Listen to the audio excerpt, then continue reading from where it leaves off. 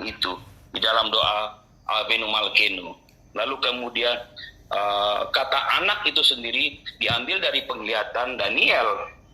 Tapi kata yang dipakai bukanlah Ben Adam, tetapi Bar Enas. Nah, lalu kemudian mengenai Roh Kudus Ruach HaKodes itu wujud dari eksistensi Tuhan sendiri gitu loh, bahwa sesuatu yang tidak kelihatan. Lalu itu kemudian disarikan menjadi satu dan muncullah satu tanda Sancti Crucis yang sampai hari ini masih dipakai oleh saudara-saudara Katolik yang membuat tanda salib di badan mereka sebagai penegasan pada zaman itu bahwa merekalah yang mempercayai apa yang disampaikan oleh Yesus, yaitu Bapa, Anak, dan Roh Kudus tadi, untuk membedakan antara pengikut yang salah dengan pengikut yang benar. Mana pengikut yang salah? Pengikut yang salah adalah pengikut yang percaya bahwa Tuhan itu hanya ada dua eksistensi. Yang pertama Bapa, yang kedua Anak. Bapa yang di alam tidak nyata, Anak yang di alam nyata. Ini sejalan dengan apa yang Bung Goldian sampaikan dalam konsep pemikiran Philo, bahwa hanya ada dua Allah, tapi Roh Kudus tidak eksis. Nah, konsep Arius ini pun masih sampai hari ini masih dianut oleh beberapa bagian orang ya. Bahkan di dalam kekristenan sendiri, saya tidak menampik itu bahwa aliran-aliran ini masih ada sampai hari ini, masih eksis gitu. Saya pernah menemukan beberapa gereja yang kemudian pemikiran mereka karena mereka tidak melihat secara signifikan keterlibatan Roh Kudus di dalam kehidupan manusia, lalu mereka menyimpulkan bahwa Allah Tuhan itu hanya dua, Bapa dan Anak gitu. Nah, ini konsep pemikiran yang saya rasa sangat berbeda dengan apa yang Yesus katakan di dalam Matius 28 ayat 19. Jadi, kalau kemudian kita menyandingkan pemikiran Yudaisme, yaitu monoteistik, dan pemikiran Tertullianus yang menjabarkan monoteistik tadi, bahwa ada Bapa, ada Anak, ada Roh Kudus, saya rasa itu kemudian bisa menjadi sesuatu yang sinkron gitu. Kurang lebih begitu, nanti takut kepanjangan, silakan dilanjutkan yang lain. Oke, thank you Brother Lukas ya. Saya sedikit menanggapi dikit ya. Tadi sedikit mengatakan bahwa di dalam iman Yahudi juga mempercayai bahwa juga ada Tuhan lain, tetapi juga mentuhankan satu Tuhan itu seperti istilahnya itu henoteisme ya. Dia tidak menafikan Tuhan-Tuhan lain, tetapi dia beriman pada satu Tuhan. Nah, ini saya sudah juga kedatangan Gurunda Zuma. Assalamualaikum warahmatullahi wabarakatuh, Gurunda. Waalaikumsalam warahmatullahi wabarakatuh. Alhamdulillah. Tafadhol, alhamdulillah. Nah, jadi dialog kita malam hari ini semakin ngeri-ngeri sedap ya. Kita kedatangan narasumber yang selalu menyertakan data yang akurat ketika memaparkan apa yang berhak dipaparkan. Nah, mungkin saya langsung saja nih ke Gurunda Zuma ya. Nah, jadi tajuk atau tema yang kita usung ini adalah dari ketiga Abrahamic faith, apakah Kristen ini adalah monoteisme ataukah Kristen ini politeis? Karena Islam sendiri ini sudah final ya. Mereka la ilaha illallah, tiada Tuhan, artinya dinegasi. Baru selain Allah, artinya only one God. Tafadhol Gurunda Zuma, Kristen monoteis atau politeis? Kalau melihat daripada ajaran kitabnya Kristen sendiri dan juga tata cara mereka dalam merumuskan konsep-konsep Tuhan, itu tidak diragukan. Ajaran Kristen itu ajaran politeisme, ajaran Hellenisme Stoa, ajaran yang menganut tentang adanya konsep di mana dewa yang dikenal sebelum adanya Tuhan ya. Itu konsep dewa yang kemudian nuzul menjadi manusia. Belum lagi ketika berbicara mengenai konsep Sang Bapa yang adalah roh, yang mereka identikan bahwa Tuhan mereka itu adalah roh. Sementara dalam kitab Perjanjian Lama, kitabnya Bani Israel khususnya, meski itu adalah kitabnya orang Kristen karena hanya berasal dari terjemahan Septuaginta, tetapi di situ masih ada berbau bahwa Tuhan itu roh dalam arti gaib, bukan dalam arti kata roh yang adalah makhluk. Kalau misalnya sahabat-sahabat Kristen mengatakan bahwa Bapa itu adalah roh, sehingga Tuhan itu adalah roh, itu sama dengan ajaran politeisme, di mana mereka menggambarkan Tuhan itu, dewa itu adalah sosok roh. Dan bahkan dengan berani dikatakan di dalam kitabnya Sahabat Kristen, Wahyu 5 ayat 6, bahwa roh Bapa mereka itu ada 7. Nah, nanti kalau misalnya mereka sudah nabrak tembok, baru mengatakan 7 roh itu adalah 7 jemaat. Tapi itu tidak nyambung.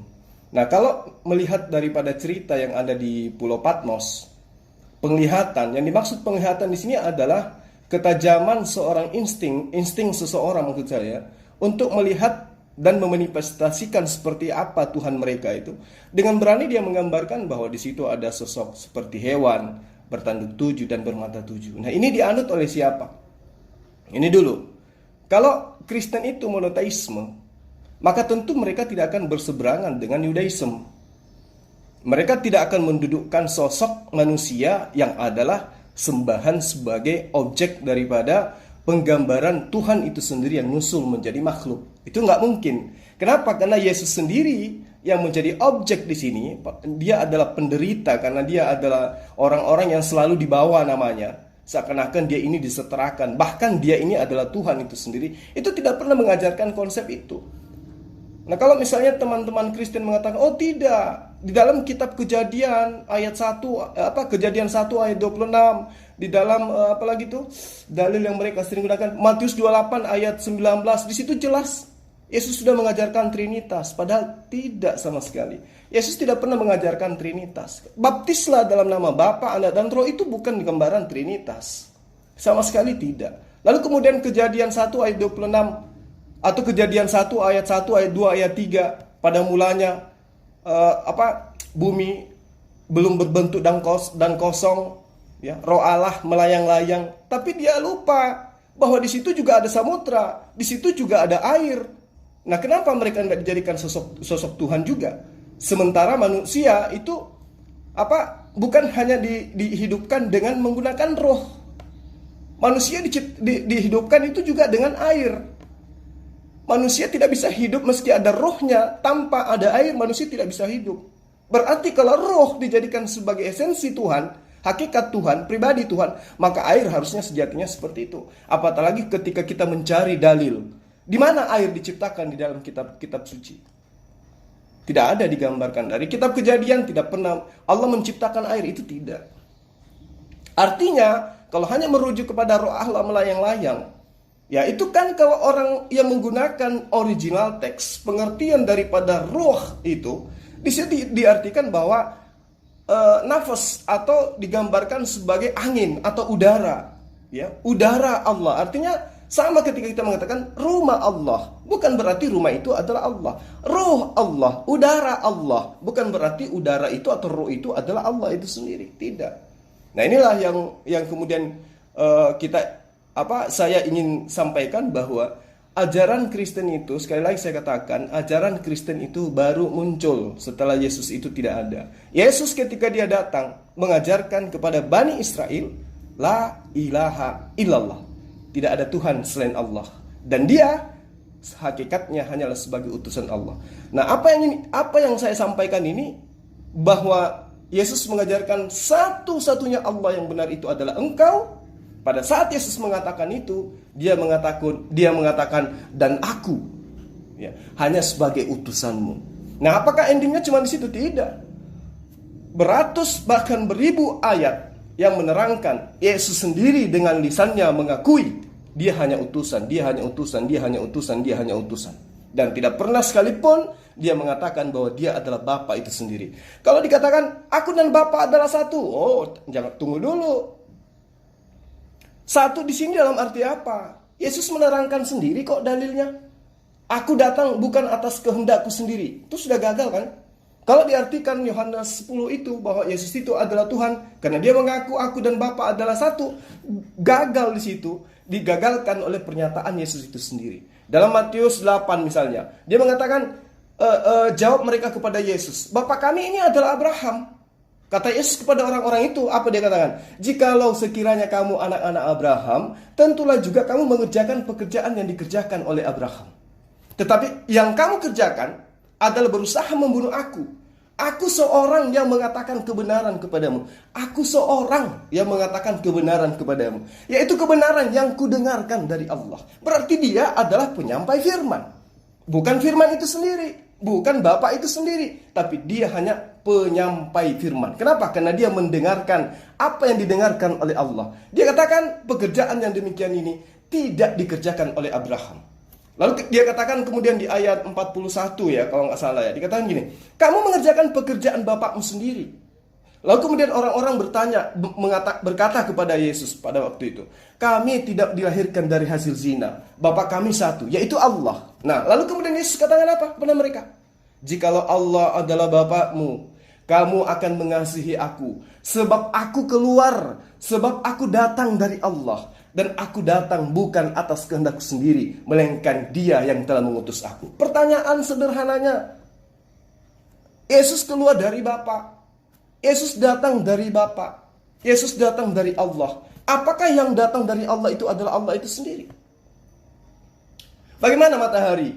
Dari mana matahari itu? Datang dari Bapa. Bagaimana alam semesta ini? Datang dari mana? Datang dari Bapa. Dan semua itu keluar dari Bapa. Yesaya 55 ayat 11. Segala sesuatu diciptakan oleh firman yang terlontar dari mulut Bapa. Jadi, firman ini tidak akan kembali dengan sia-sia sebelum apa yang Bapa katakan itu tercapai. Nah, bagaimana dengan Yesus? Ya, sedikit lagi. Bagaimana dengan Yesus? Apakah dia itu adalah Bapa itu sendiri? Atau Yesus itu juga berlaku terhadap firman yang dikatakan di dalam Yesaya 55 ayat 11? Firman yang keluar dari mulutku tidak akan kembali kepadaku sia-sia sebelum apa yang aku katakan terjadi dengan sendiri. Berlaku seperti apa yang kuinginkan. Intinya di situ ayatnya. Nah, bagaimana dengan Yesus? Apakah unyu-unyu dia langsung jadi? Tidak. Kronologisnya jelas. Tidak sama seperti matahari. Jadilah terang. Matahari jadi. Yesus gimana? Butuh proses lama.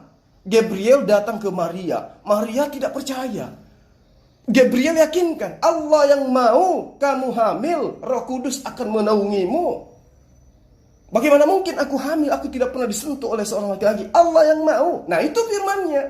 Allah yang mau. Berarti Allah memiliki firman yang keluar dari mulutnya untuk disampaikan kepada Maria. Maria akan hamil dan melahirkan seorang manusia bernama Yesus. Apakah itu terjadi? Terjadi. Nah, apakah Yesus itu adalah firman? Tidak. Tapi dia adalah ciptaan yang berasal dari firman Allah. Bukan Allah itu sendiri. Demikian untuk sementara. Jadi yang menyembah Yesus itu telah membuktikan bahwa dia bukan monoteis. Tetapi dia adalah Trinitas Tritunggal atau politeisme. Demikian sementara. Terima kasih Gurunda, jazakallahu khair ya. Malam ini diskusi kita semakin ngeri-ngeri sedap ya. Kita bisa menciptakan diskusi yang dialogis, teoritis, serta akademis ya. Nah, kalau jargon saya itu mengedukatif, menginspiratif, serta menambah wawasan ya. Wawasan di sini ditampakkan semua data dan fakta yang ada, dikeluarkan semua. Nah, mungkin saya ingin ke Judaisme. Silakan Bang Valen.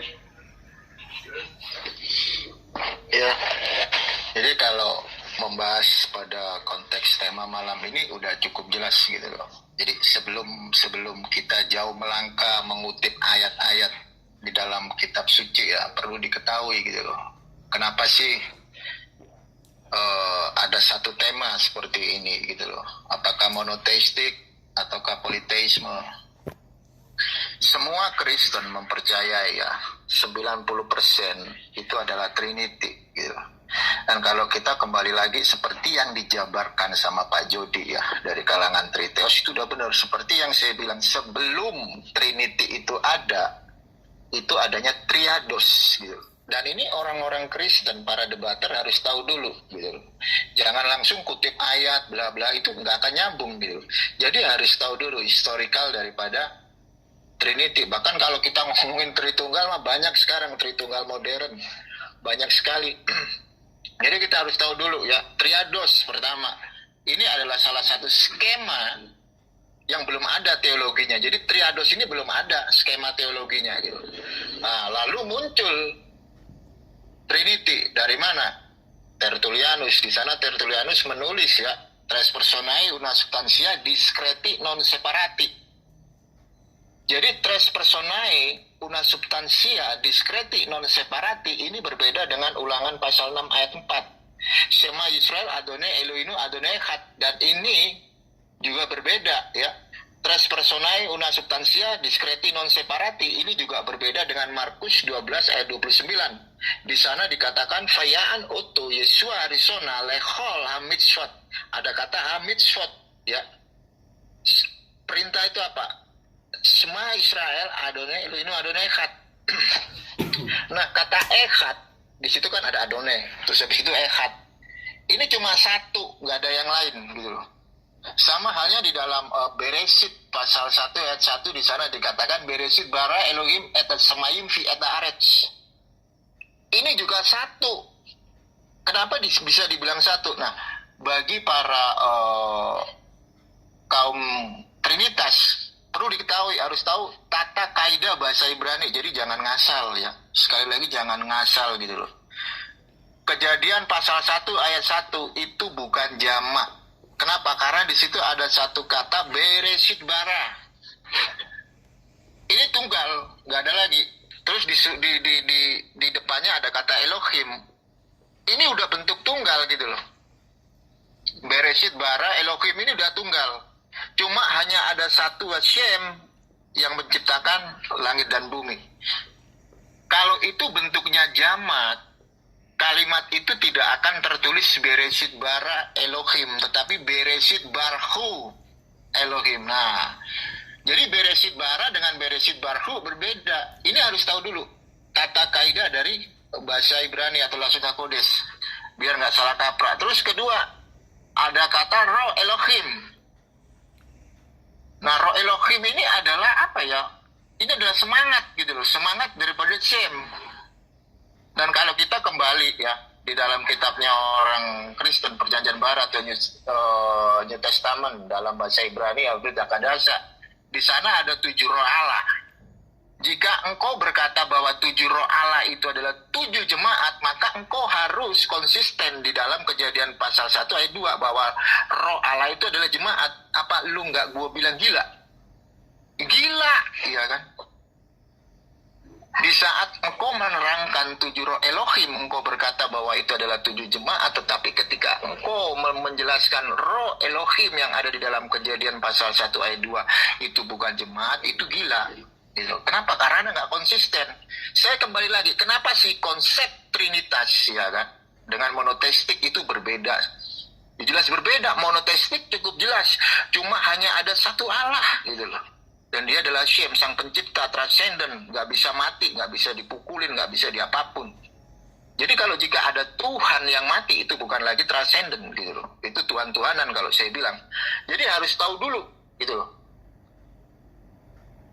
Ketika umat Kristen menyatakan bahwa Tuhan itu Trinitas, itu free will daripada praktisi Kristen ya. Kenapa? Karena teolog-teolog Kristen ini sengaja membuat konsep ketuhanan itu supaya dibuat bingung. Dan kalau pendengarnya bingung, mereka sukses gitu. Lu bener. Coba sekarang tanya aja sama Pak Jody nanti ya.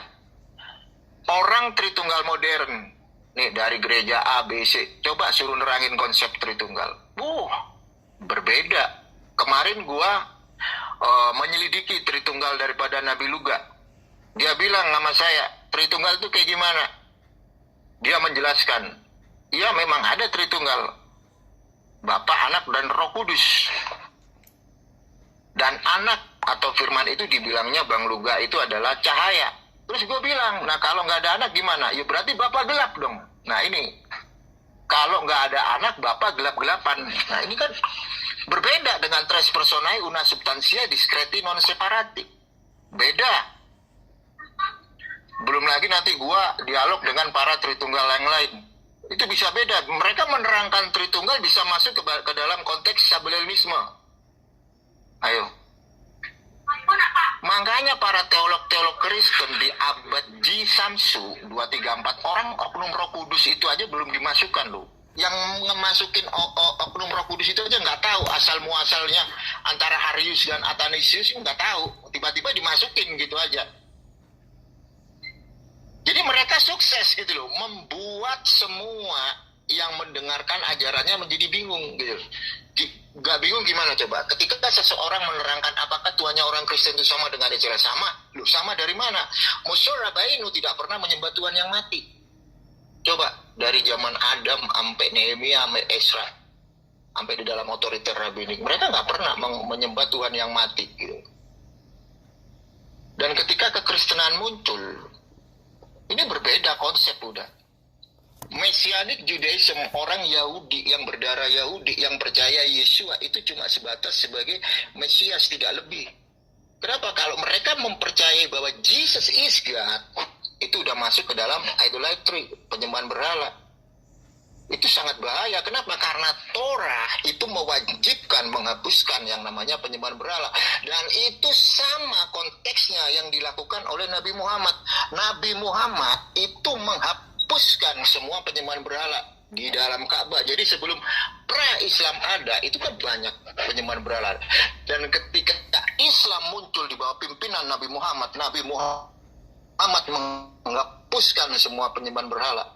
Itu sama dengan Torah. Torah mewajibkan menghapuskan penyembahan berhala gitu. Dan jika kekristenan ditanya, siapa Jesus? Mereka akan bilang Jesus is God. Kalau dia nggak berkata Jesus is God, udah bidat kamu. Jadi bagaimana mungkin engkau berkata bahwa Tuhan yang engkau sembah itu adalah sama, monoteistik dengan Bani Israel? Itu berbeda. Sangat berbeda gitu loh. Pada mulanya adalah firman. Firman itu bersama-sama dengan Allah. Dan firman itu adalah Allah. Ya ayat ini aja berbeda dengan Kejadian pasal 1 ayat 1. Bereshit bara Elohim et samayim fi et aretz. Berbeda. Pada mulanya Hashem atau Elohim, bukan firman. Firman di dalam Yohanes pasal 1 itu logos, bukan logos theos. Beda. Bahkan di dalam Tanakh, Torah, Nevi'im, Ketuvim, itu Hashem berfirman secara live. Berfirmanlah Hashem. Berbeda yang ada di dalam Halfrit Akadasa atau New Testament atau Perjanjian Baru. Tidak pernah ada di sana tertulis berfirmanlah Hashem. Hai engkau Yesus, namamu adalah Juru Selamat. Nggak ada. Bahkan kalau kita melihat, telah lahir bagimu Juru Selamat di kota Daud. Dia Mesias. Perspektif kekristenan menyatakan bahwa Mesias ini adalah Mesias. Ingat ya, Mesias, kalau gue ngomong Mesias, ini berbeda dengan Mesias gitu loh. Ada Mesias dan ada Mesias. Gua ngomong dari Sephardic. Kalau Mesias, gua ngomong dari Askenazi. Dan ini berbeda dengan Mesias. Juru selamat berbeda. Jadi jika engkau mempercayai, praktisi Kristen mempercayai bahwa Yesus itu adalah God dan dia lahir di dalam rahim Maria, berarti Tuhan dilahirkan gitu. Makanya ada, telah lahir bagimu Juru Selamat di kota Daud. Bagaimana engkau bisa berkata bahwa Hashem yang Ein Sof, tak terbatas, dia dilahirkan? Ini udah nggak masuk akal gitu loh. Hashem itu nggak terbatas gitu loh. Jadi nggak bisa dia disetarakan dengan manusia gitu loh. Makanya di dalam Aseret Ad-Farim itu sangat jelas tertulis, Lo yiyelecha Elohim aharim al-panai. Jangan ada padamu ilah lain di hadapanku. Ketika Hashem memerintahkan jangan engkau membuat patung, itu masih belum keras loh. Patung aja itu udah jangan berhala. Apalagi Hashem berkata, Lo yiyelecha Elohim aharim al-panai. Jangan ada padamu ilah lain. Ini di hadapan dia loh. Dan engkau menyetarakan Yesus yang adalah manusia dan engkau menganggap dia God, ini udah avodah zara dan itu wajib dihapuskan. Kenapa? Karena hanya ada satu Allah, nggak ada Allah lain lagi yang dibentuk gitu loh.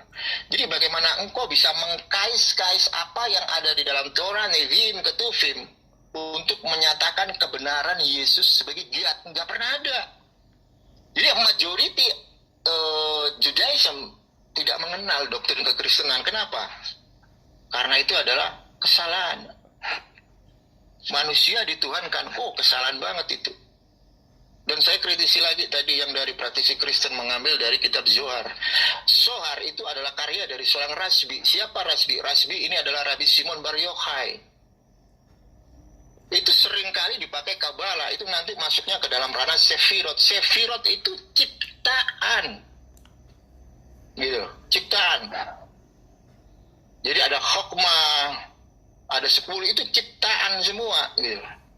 Jadi Sefirot itu bukan Hashem.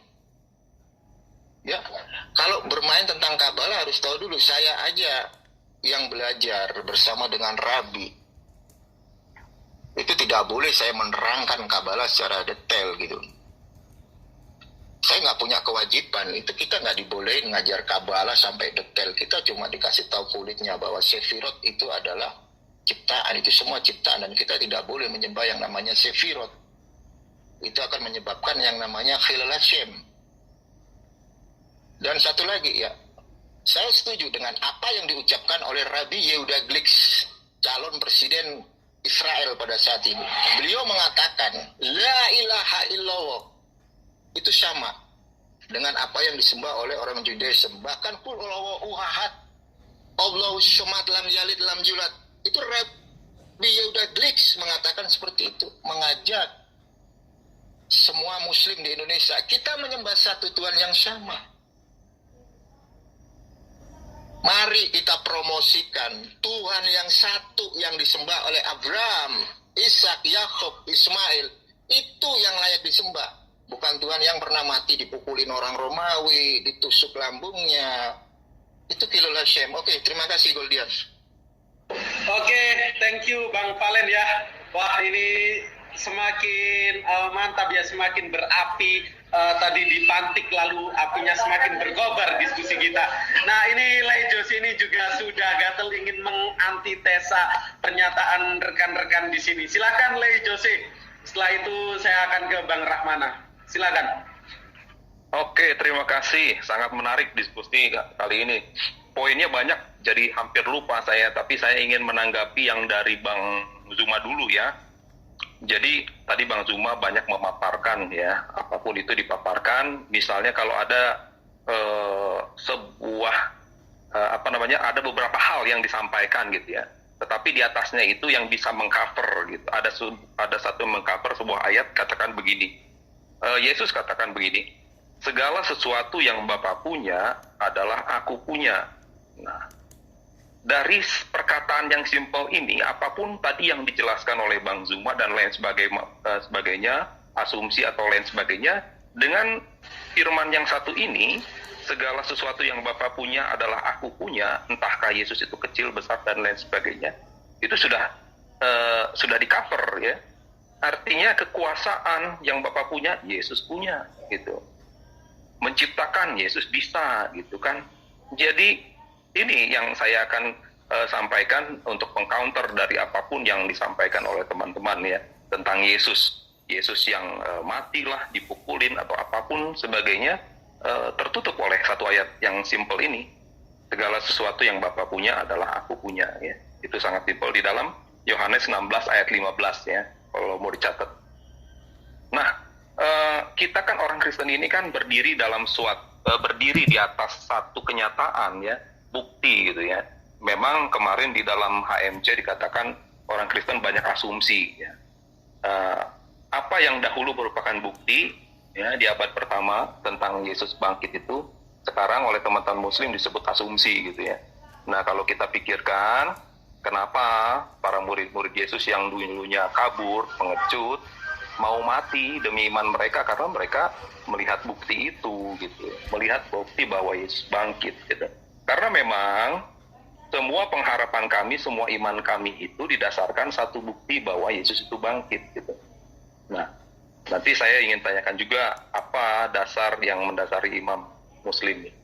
Nah, lalu kedua yang perlu kita pikirkan mengenai Yesus ya. Kalau hanya Yesus ingin meluruskan sebuah ajaran ya, atau Tuhan yang Maha Kuasa ingin meluruskan sebuah ajaran melalui Yesus, tidak perlu datang seseorang yang spesifikasinya seperti Yesus gitu. Cukup orang-orang biasa saja, nabi-nabi biasa yang tidak perlu menghidupkan orang mati ya. Tidak perlu dia lahir dari seorang perawan, tidak perlu dia dinubuatkan, tidak perlu dia bisa begini begitu gitu kan. Tidak perlu. Cukup hanya mengajak orang kembali kepada Taurat. Cukup begitu aja kan. Simple. Tetapi faktanya, dan teman-teman di Islam juga tahu, seperti Yesus lahir dari perawan, Yesus bisa membangkitkan orang gitu kan. Nah, pasti ada sesuatu yang istimewa kan, gitu loh. Nah, sebetulnya kita harus sampai kepada pemikiran itu. Gitu. Kalau hanya untuk meluruskan ajaran, ya kembali lagi nggak perlu.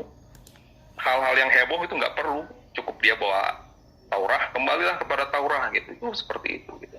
Tapi kedatangan Yesus ini, sebagaimana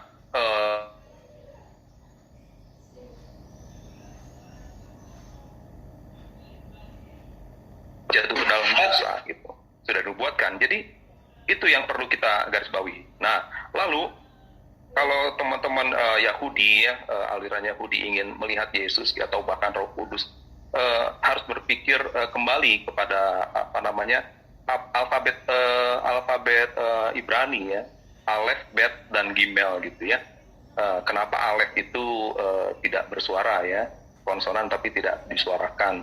Lalu kenapa Tanakh atau kenapa Taurat itu huruf pertama yang muncul adalah huruf B, ya, huruf B. Kenapa?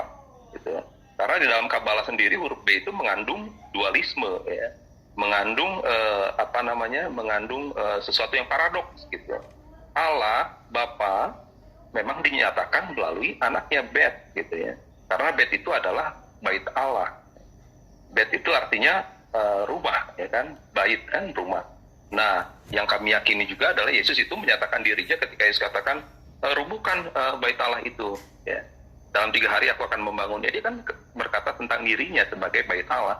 Dia adalah bait dan ada Allah di dalamnya. Nah, demikian juga dengan Gimel, gitu kan. Itu melambangkan adalah Roh Kudus. Gitu.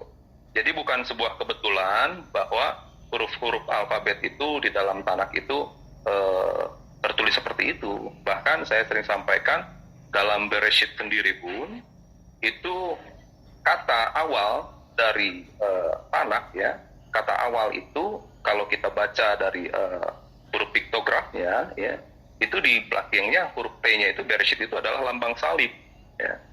Kenapa lambang salib gitu kan? Itu adalah lambang covenant, lambang perjanjian. Dan bukan kebetulan bahwa itu juga adalah lambang kekristenan saat ini gitu.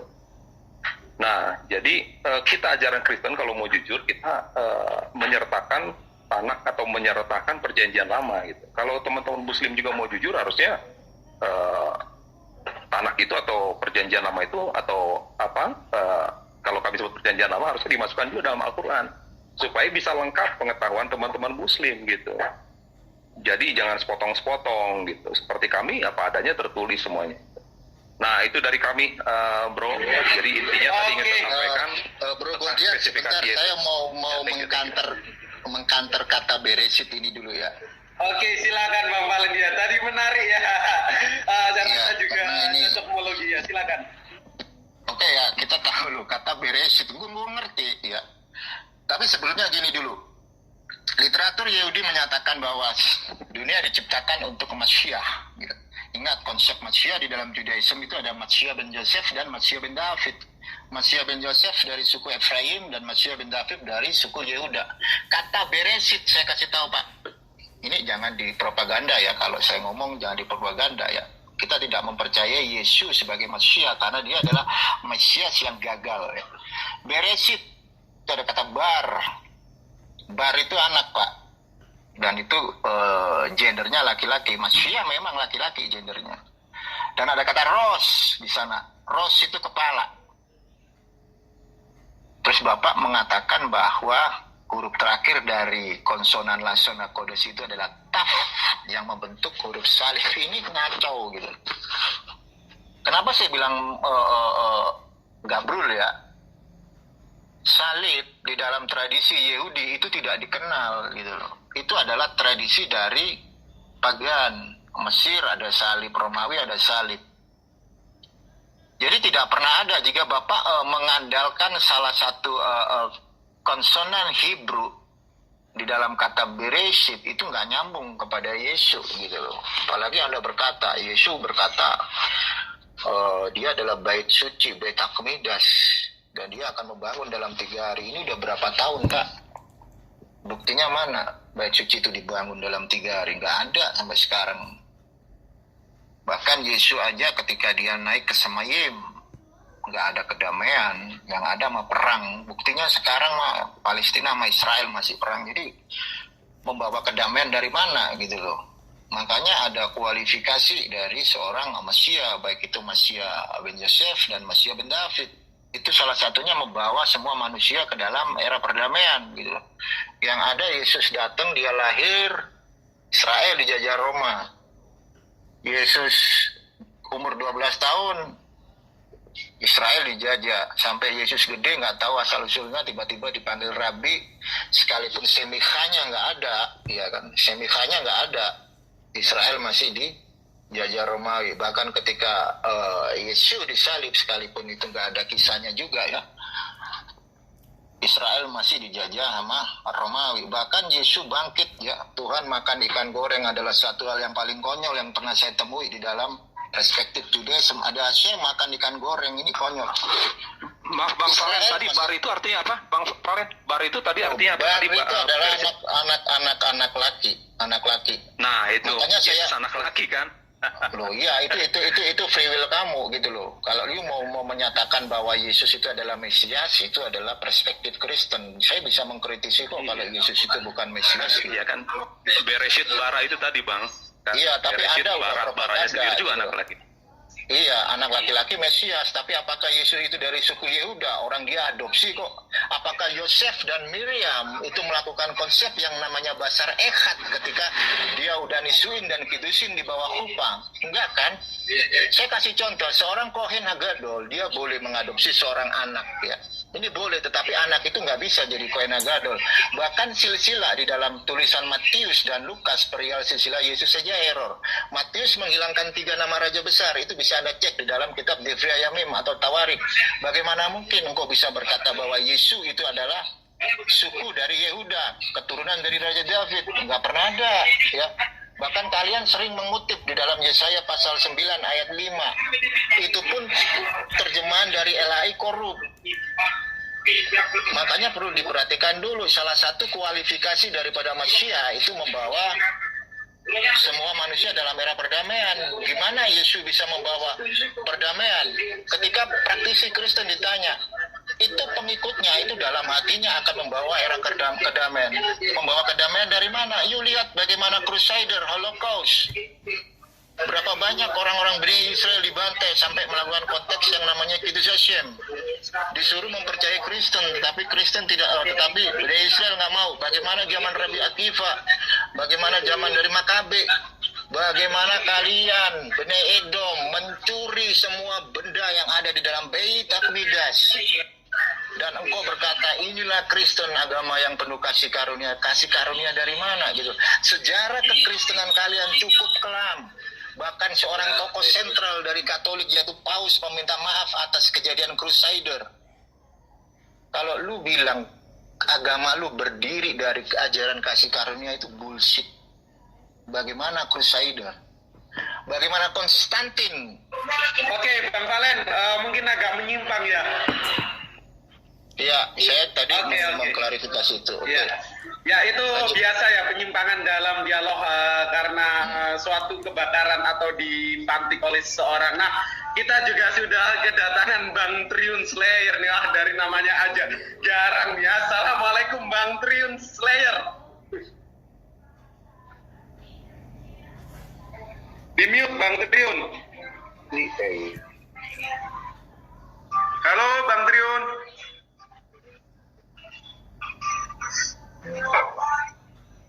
Cek 1 2, sekarang gimana? Nah, masuk, mantap. Oke, cakep. Waalaikumsalam warahmatullahi wabarakatuh ya mujahid muda dan Gurunda Zuma serta Ikhwan Fillah yang ada di majelis triniatnya Pendeta Abednego. Bahas apa nih?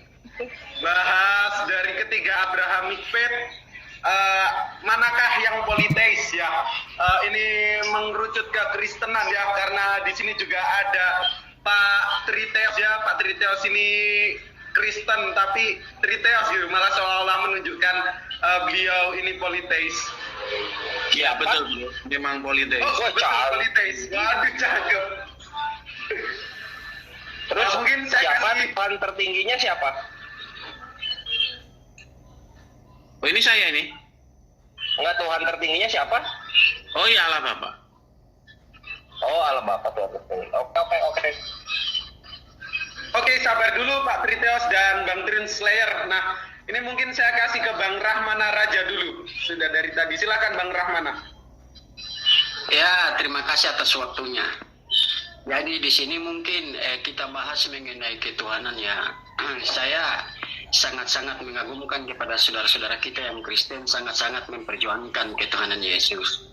Jadi malam ini mungkin ada beda pendapat saya dengan saudara-saudara yang Muslim. Sebelumnya jangan dulu tersinggung ya, bahwa kalau kita berdiri berbicara tentang Alkitabiah, memang saudara-saudara Kristen ada benarnya juga.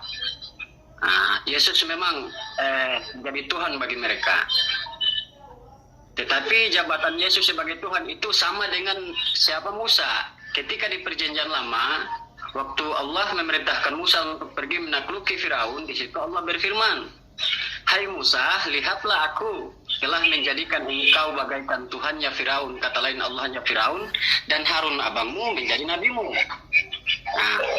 Dan firman itu diulangi lagi di Kisah Para Rasul. Sebagaimana Allah berfirman, "Hai orang Israel, kamu harus tahu dengan pasti bahwa Yesus yang kamu salibkan itu telah dijadikan Tuhan oleh Allah untuk kalian." Jadi memang kalau Yesus dituhankan oleh Kristen, itu ada wajar-wajarnya, tetapi itu Tuhan lokal ya, bukan Tuhan seluruh dunia, bukan ya, Tuhan lokal, karena Tuhan yang dijadikan. Karena firman itu di Perjanjian Lama sudah dijelaskan ke waktu Musa, dan Perjanjian Baru juga di Kisah Para Rasul juga menjelaskan hal yang sama. Jadi kalau kita mendudukan bahwa Yesus yang dijadikan Tuhan untuk Bani Israel, lalu kita mengatakan dia adalah Tuhan semesta alam, ya dia Tuhan tapi bohong ketuhanan dia, karena ketuhanan dia hanya Tuhan gelar, Tuhan yang digelar, Tuhan yang ditunjuk oleh Allah yang Maha Kuasa. Karena Tuhan dan Allah beda. Cuma karena terjemahan Indonesia ini Tuhan sudah dijadikan Tuhan, nah di situ yang bikin jadinya cocokmologi di situ. Jadi kalau memang bagi Kristen yang mengatakan Yesus itu adalah Tuhan, ya itu memang benar Tuhan kalian. Tetapi bagi kita Islam dan Yahudi itu bohong, Tuhan bohong-bohongan, Tuhan-Tuhanan. Karena terbukti ya bahwa di Kisah Para Rasul itu dia mengatakan dengan jelas bahwa hai orang Israel, kamu harus tahu dengan pasti. Kalau dengan pasti ini berarti benar-benar harus tahu bahwa Yesus yang kalian salibkan itu telah dijadikan Tuhan. Jadi kalau kalian mendudukan Yesus sebagai Allah yang Maha Kuasa, itu hanya orang gila yang gagal berpikir. Nah, ketika kalian tidak merubah ajaran Yesus, maka mutlak kalian adalah seiring dan sejalan sebagai saudara-saudara kita yang Yudaism dan Islam. Mereka tetap mempertuhankan Tuhan yang sama. Kami tetap mempertuhankan Tuhan yang sama. Mungkin beda syariatnya, tetapi Tuhannya satu. Nah, kalau Tuhan di Kristen ini Tuhan jadi-jadian. Karena ketika dia disalibkan baru dijadikan Tuhan. Bukan Tuhan juga ya, Tuhan. Jadi cuma sebatas itu penyampaian saya. Semoga saudara-saudara kita yang Kristen bisa pahami apa yang saya sampaikan. Oke, thank you Bang Rahmana Raja. Nah, mungkin saya ini ingin ke Pak Triteos ya. Beliau mengaku bahwa keimanan beliau ini adalah politeis. Mungkin bisa dijelaskan agak komprehensif Pak Triteos. Mungkin 3 menit atau 2 menit cukup. Silakan Pak Triteos. Dari Kristen sinkretisme kalau dari teman-teman Trinity. Baik, jadi yang dimaksud Triteos itu adalah semacam membuat validasi dari istilah kata politeos. Kalau poli itu kan masih variabel ya, jadi Y sama dengan Fx lah. Tapi kalau Triteos itu Y sama dengan 3. Nah makanya istilahnya tuh lebih tegas itu. Nah, Triteos di sini siapa yang dimaksud Triteos ya? Tentu saja seperti yang tertulis di dalam Matius 28 ayat 19. Bapa, Anak, dan Roh Kudus. Ya sudah itu aja sebenarnya intinya.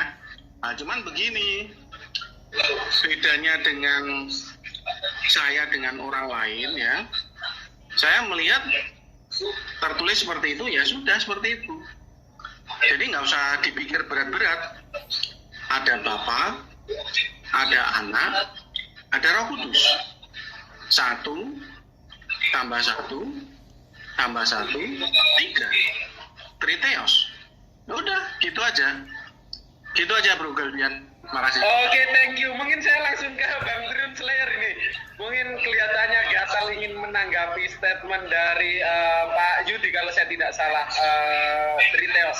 Silakan. Pak Yudi Jujur Triteos. banget nih Pak Yudi nih. Iya, ini yang apa ya? Ini yang Islam harapkan kepada kaum Tritunggal begitu. Udah ngaku aja sih kalau memang Tuhannya 3, jadi nggak susah gitu. Karena kalau misalnya ngomong Tuhan satu tapi pribadinya 3, jatuhnya kelainan itu. Kalau misalnya 3 Tuhan itu lebih pantas disebutkan. Misalnya Roh Kudus, karena Roh Kudus berpribadi, Yesus berpribadi, Tuhan Bapa berpribadi. Yang berpribadi itu bisa berkehendak. Nah, kalau bisa berkehendak, maka dia mempunyai kuasa atas dirinya sendiri. Kalau punya kuasa atas dirinya sendiri, maka 3 entitas ini berbeda.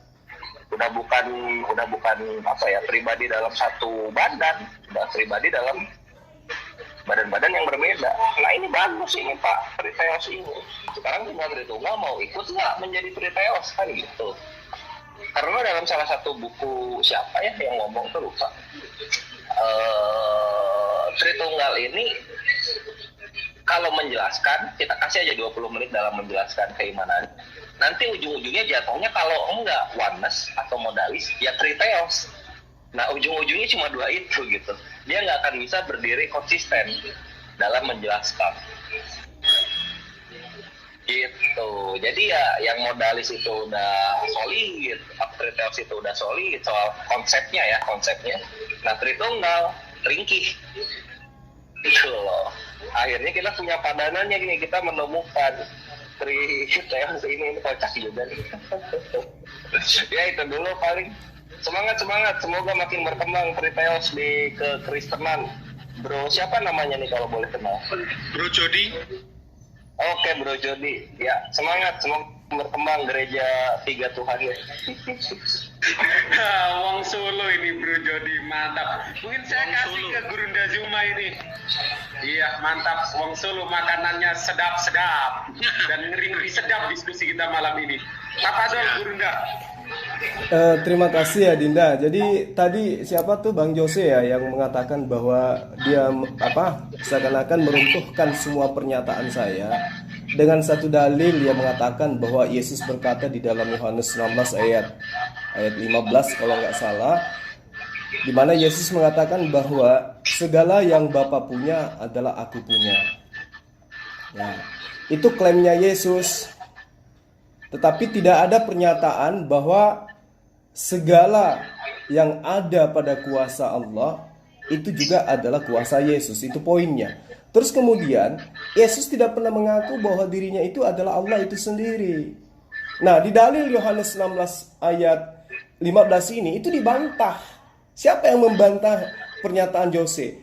Yang membantah itu adalah orang-orang yang hidup pada zaman Yesus, yang lagi berbincang-bincang dengan Yesus. Apa kata Yesus? Apa kata orang-orang kepada Yesus? Kata murid-muridnya, lihat sekarang engkau terus terang berkata-kata dan engkau tidak memakai hiasan. Ya, maksudnya enggak pakai kata hiasan gitu. Sekarang kami tahu, orang murid-muridnya berkata, sekarang kami tahu bahwa engkau mengetahui segala sesuatu dan tidak perlu orang bertanya kepadamu. Kenapa? Karena ini kami percaya bahwa engkau datang dari Allah. Yesus datang dari Allah. Bukan Yesus itu Allah itu sendiri.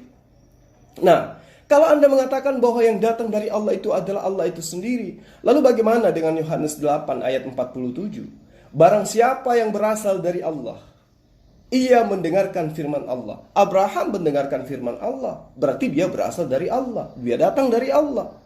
Musa mendengarkan firman Allah, berarti dia datang dari Allah. Semua nabi itu mendengarkan perkataan dan firman Allah. Berarti semua mereka ini datang dari Allah. Berarti setara dengan Yesus. Itu satu poin. Jadi orang-orang yang hidup sesama Yesus mengaku Yesus itu adalah oknum yang datang dari Allah, bukan Allah itu sendiri. Lalu bagaimana dengan Yesus? Apakah dia mengatakan bahwa dia itu adalah Allah itu sendiri? Tidak. Di kitab yang sama, di bab yang sama pun dibantah kalau dia mengatakan bahwa apa yang Bapa punya aku juga punya. Yesus mengatakan, lihatlah saatnya. Ya, bahkan sudah datang bahwa kamu dicerai-beraikan masing-masing ke tempatnya sendiri dan kamu ditinggalkan aku seorang diri. Namun aku, kata Yesus, aku tidak seorang diri. Sebab kenapa? Sebab Bapa menyertai aku. Berarti Yesus itu betul-betul adalah Rasul Tuhan. Menurut pengakuannya dia. Bapa menyertai aku tidak seorang diri. Kalau aku tidak seorang diri berarti aku berdua. Kalau aku berdua berarti tidak ada monoteisme dalam konsep iman Kristen ketika Yesus didudukkan menjadi Tuhan itu sendiri. Selesai. Lalu kemudian berbicara mengenai monoteisme. Seperti yang dijelaskan oleh Bang Valen tadi. Itu tidak bisa diragukan. Umat Islam itu berdiri di atas pilar iman. Iman kami percaya kepada El. Harus percaya kepada El. Apa itu? Allah Subhanahu wa ta'ala. Apa itu? Tuhan yang maha suci, maha tinggi. Apakah Hasem, yang disebut Hasem di dalam iman Yudaism, itu pernah menyatakan diri bahwa dia adalah esensi yang maha tinggi, esensi yang maha suci? Pernah. Yesaya 5 ayat 16. Ya, kalau saya tidak keliru itu ayatnya di situ. Atau Yesaya 6 ayat 15. Intinya Hasem pernah menyatakan dirinya maha suci dan maha tinggi. Karena kemahasuciannya mustahil dia menjadi makhluk. Karena kemahatinggiannya mustahil dia dilahirkan oleh makhluk. Di dalam Al-Quran sudah jelas dikatakan Allahu la ilaha illa huwal hayyul qayyum. Allah tidak ada Tuhan yang berhak disembah melainkan dia. Dia yang hidup kekal, lagi terus menerus. Ya. Dia tidak pernah mengantuk, dia tidak pernah tertidur. Apalagi mati di tangan makhluknya. Itulah Allah yang kemudian Bani Israel sebut dengan Hasem. Dan kita kalau merujuk kepada dalil-dalil kitab dari kitab tanah juga jelas dikatakan Feyadat data hayof pahase. Intinya di situ dia mengatakan bahwa Hasem hu Elohim, ya, dikatakan basamayim, kemudian mim ma'al fi'al haaretz mit tacat cut and off. Ya, maaf saya tidak bisa membaca secara fasih. Di situ dikatakan bahwa sebab itu ketahuilah pada hari ini dan camkanlah bahwa Tuhanlah Allah yang di langit, di atas dan di bumi di bawah. Tidak ada yang lain. Berarti Yesus tidak punya kapling untuk menjadi Tuhan. Sehingga orang-orang yang mendudukkan Yesus itu sebagai Tuhan, ya jelas itu politeisme. Dan di sini ada Kristen yang mengakui bahwa memang Kristen itu politeisme. Udah selesai di situ. Jadi sedikit lagi dari saya, ya. Apa yang Bang Jose katakan, Yesus mengatakan bahwa apa yang Bapa punya, aku punya. Itu gagal itu. Dibantah sendiri oleh Yesus itu sendiri. Dalam Al-Quran sudah jelas dikatakan wa huwallazi khalaqas samawati wal ardh. Dialah Allah yang menciptakan langit dan bumi. Jadi sembahan kami itu adalah esensi yang berfirman kepada Abraham, yang berfirman kepada Musa, yang berfirman kepada Nuh, yang berfirman kepada nabi-nabi. Ya, mau Anda percaya ataupun tidak percaya, yang pasti umat Islam percaya kepada esensi yang berfirman kepada para nabi-nabi yang diutus kepada Bani Israel. Selesai. Demikian. Masya Allah, jasa Allah Gurunda. Nah ini Bro Jose ini sudah gatal nih. Nah ingin bertektok dengan Gurunda. Mungkin gimana Gurunda bersedia? Saya kasih waktu 7 menit untuk tektok. Sahabat yang lain mungkin nanti nggak enak. Banyak teman di sini yang mau menyampaikan. Oke. Saya sebelum ke Bro Jose saya kasih Umi Dini. Saya sempat lupa. Tafadhol Umi Dini.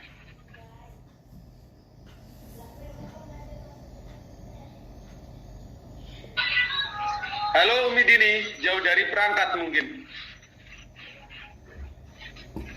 Kalau gitu lanjut ke teman-teman Kristen nih. Silahkan Pak Lukas atau Bro Jose atau Pak Triteos.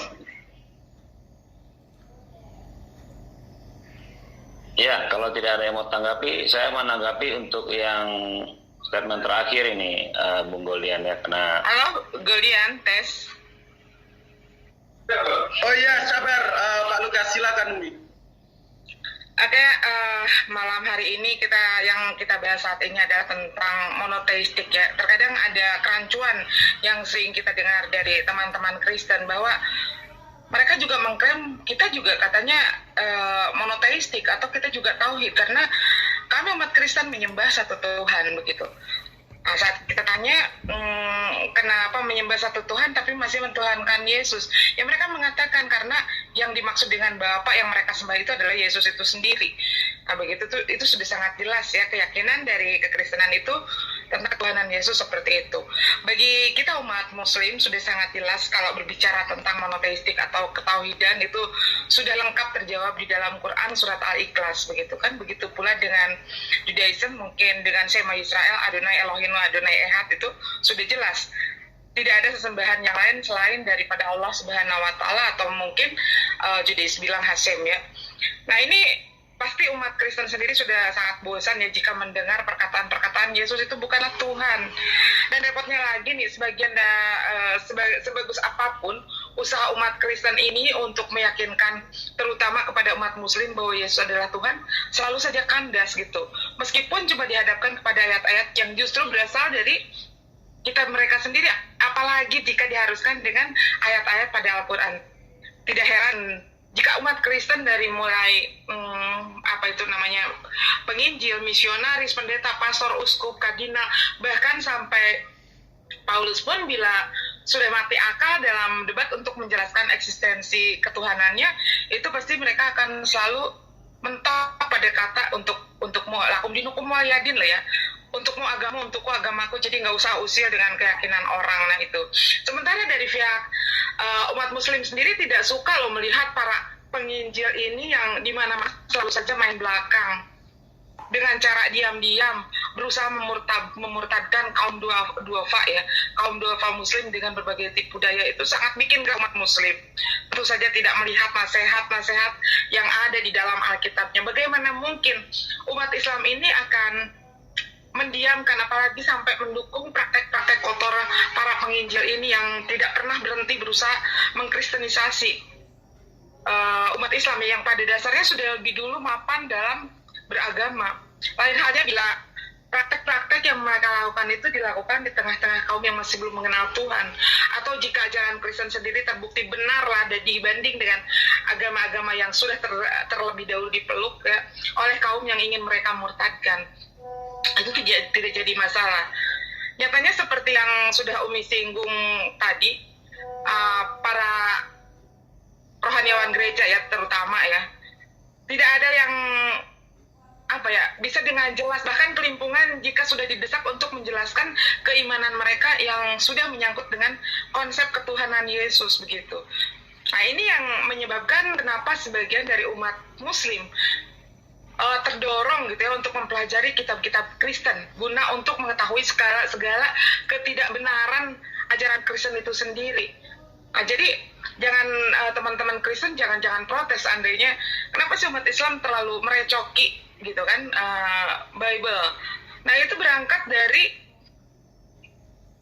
apa yang dilakukan oleh teman-teman Kristen sendiri. Padahal sudah sangat jelas setelah kita pelajari di dalam Alkitab itu banyak sekali penolakan tentang ketuhanan Yesus.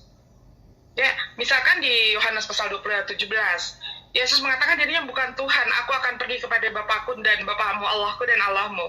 Kemudian di Yohanes 8:45, jika aku memuliakan diriku sendiri, maka kata Yesus nih, kemuliaanku itu sedikit tidak ada artinya, Allah pula yang memuliakan aku. Di dalam Matius 18 ayat 9, mengapa kau katakan aku baik, tidak ada yang lebih baik selain Allah. Itu banyak sekali. Bahkan kitab juga menunjukkan bahwa Yesus dan Allah adalah berbeda. Contohnya di dalam Matius pasal 6 ayat 9, Bapa kami yang di sorga. Kemudian dilanjutkan dengan Matius pasal 5 ayat 48, Bapa Allahmu yang di sorga adalah sempurna. Ini menunjukkan ya, Allahku yang di sorga itu banyak sekali di dalam kitab yang umat Kristen yakini. Dan ini adalah sifat-sifat Allah yang tidak dimiliki oleh Yesus juga ada di dalam Alkitab. Misalkan di Kejadian 1 dan 2, Allah menciptakan langit dan bumi. Kemudian di Lukas pasal 10 ayat 21, Allah Tuhan langit dan bumi. Ini masih banyak, masih sangat banyak. Nah, bahkan di sini ada ya di dalam ayat-ayat Bible ini terdapat frasa anak Allah yang kemudian banyak disalahartikan oleh teman-teman Kristen ini sendiri. anak Allah itu adalah Allah itu sendiri. Nah, ini banyak ditemukan sekali di dalam Alkitab. Namun Alkitab tidak pernah menyatakan bahwa kata anak Allah ini memiliki kesetaraan dengan Allah. Sebutan itu hanya gelar umum bagi anak manusia yang baik dan benar dalam keimanannya. Itu yang sering Umi katakan. Nah, ini bukti-bukti Alkitab juga menunjukkan bahwa siapa saja yang memiliki kedekatan spiritual dengan Allah itu di dalam tradisi keagamaan umat Yahudi layak dan sangat lazim ini anak Allah ini disebut gelar ini. Sebetulnya tidak berbeda dengan sebutan serupa misalnya anak asuh, anak murid.